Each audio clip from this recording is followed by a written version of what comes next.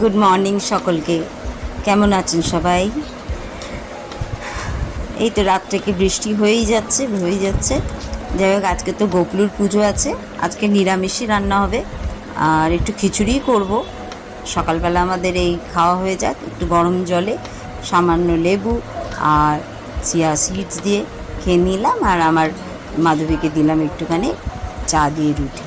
আর সবজি মোটামুটি কাটা শেষ হয়ে গেছে, আর এইটা দিয়ে একটুখানি খিচুড়ি বানিয়ে নেব।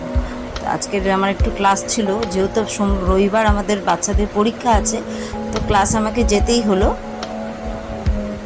কারণ রবিবারের ক্লাস,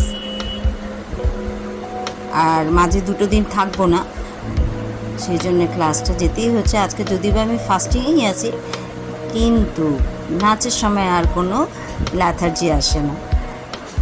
তো বাচ্চাদের একটুখানি ক্লাস করিয়ে নিলাম সন্ধেবেলা।